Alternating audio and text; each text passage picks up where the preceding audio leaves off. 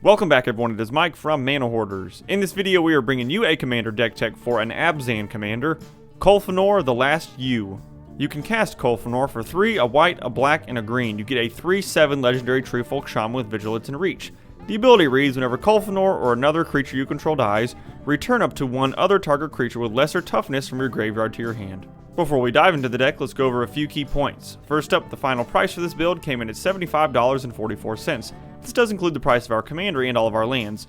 Now do bear in mind these prices will vary greatly depending on the quality of the card you purchase, the vendor you use, and a variety of other factors.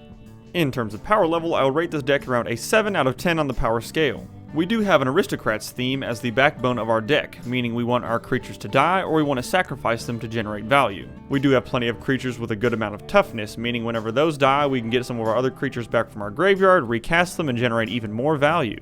Now I must say my favorite part of the deck is the versatility. We can generate tokens when our creatures die, we can drain our opponent's life, and we can always keep a creature on the board with this awesome commander ability. Now let's go ahead and dive into the deck. First up are our artifacts. Ashnod's Altar, we can sacrifice a creature to add 2 colorless mana to our mana pool. Commander Sphere lets us add 1 color of our commander's color identity. We can also sacrifice it to draw a card.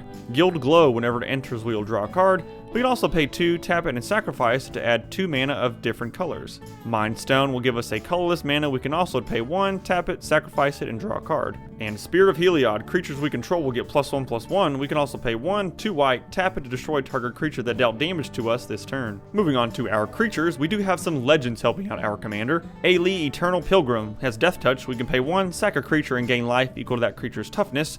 We can also pay 1, a white and a black, and sacrifice a creature to exile target non-land permanent, but we can only activate this ability if we have at least 10 more life than our starting life total. Nethroi, Apex of Death, we mostly included it for the mutate ability. Whenever this creature mutates, return any number of target creature cards with total power 10 or less from your graveyard to the battlefield. Teysa Karlov lets us double up our death triggers. Also, creature tokens we control have vigilance and lifelink. And Tormod the Desecrator, whenever one or more cards leave our graveyard, we will create a tapped 2/2 black zombie creature token.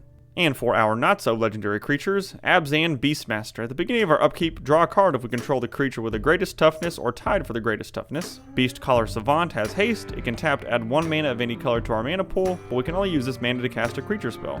Butcher of Malakir. Whenever Butcher or another creature we control dies, each opponent sacrifices a creature.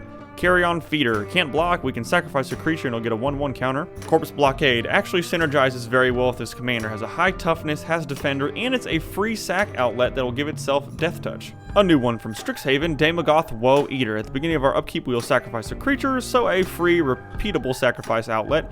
And whenever we sacrifice the Woe Eater itself, each opponent discards a card, we draw a card, and gain 2 life. Demon of Catastrophes, an additional cost, we will sacrifice a creature to get a 6/6 with flying and trample. Giant Ox is a nice 0/6 for 2 mana. Karu Bloodsucker, whenever a creature we control with toughness 4 or greater dies, each opponent loses 2 and we gain 2. Corozda Guildmage, we can pay 1, a black and a green, and target creature gets +1/+1 and gains Intimidate. We can also pay 2, a black and a green, sacrifice a non-token creature, and create X 1/1 green Saproings, where X is the sacrificed creature's toughness. The classic Llanowar Elves will tap and give us a green mana.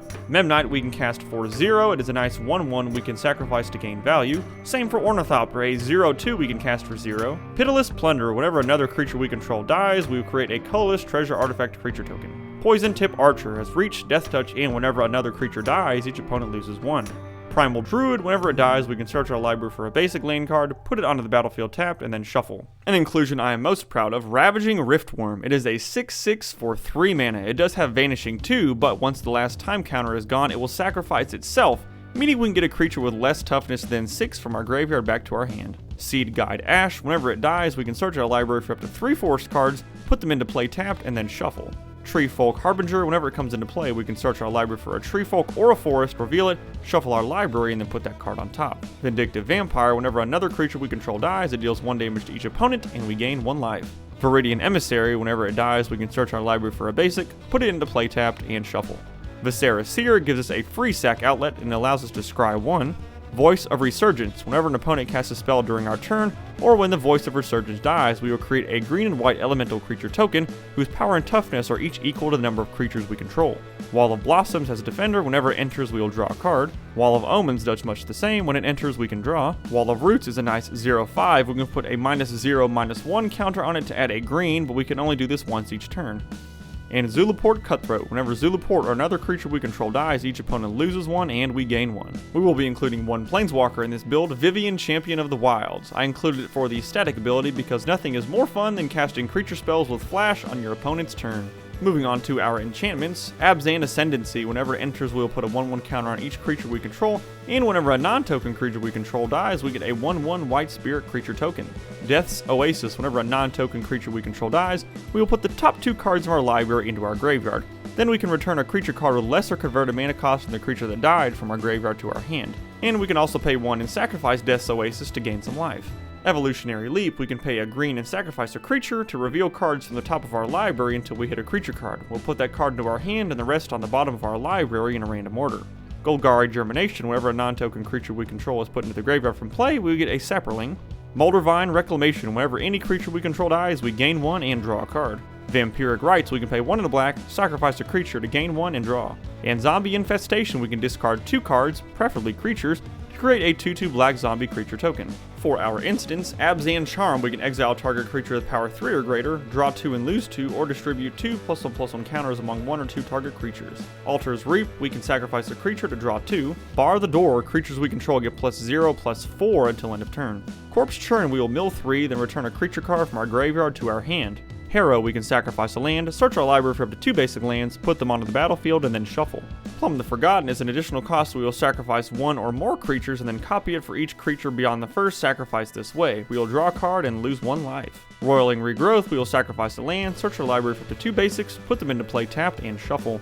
Supernatural Stamina. Target creature gives +2/+0, and whenever it dies, we can return it to the battlefield tapped. Undying Evil gives target creature Undying. Whenever it dies, if it had no 1/1 counters, it comes back to the battlefield with a 1/1 counter. In Village Rites, we can sacrifice a creature to draw 2 cards. Moving on to our sorceries, Cultivate lets us search for up to 2 basic land cards, reveal those cards, put 1 into play tapped and the other into our hand before we shuffle. Incarnation Technique has demonstrate we will mill 5 cards, then return a creature card from our graveyard to the battlefield. Mind Extraction. We will sacrifice a creature and then target player reveals his or her hand and discards all cards that share a color with the sacrificed creature. Morbid Curiosity. We can sacrifice a creature and draw cards equal to the converted mana cost of the sacrificed creature. Primal Growth. We can kick it by sacrificing a creature. We can search our library for a basic, put that card into play and then shuffle, but if we kicked it, instead we'll search our library for up to 2 basics, put them into play and shuffle.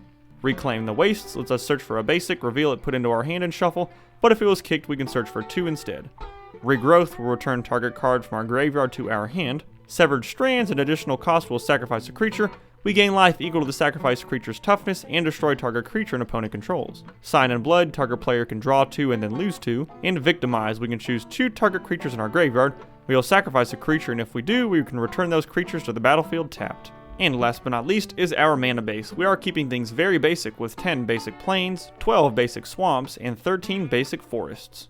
And just like that, we reached the end of this Commander deck tech. If you enjoyed this video, be sure to hit that like button, subscribe, tell your friends about us, and leave a comment down below. Let us know what commanders you would like to see us build around in the future. We really appreciate your support.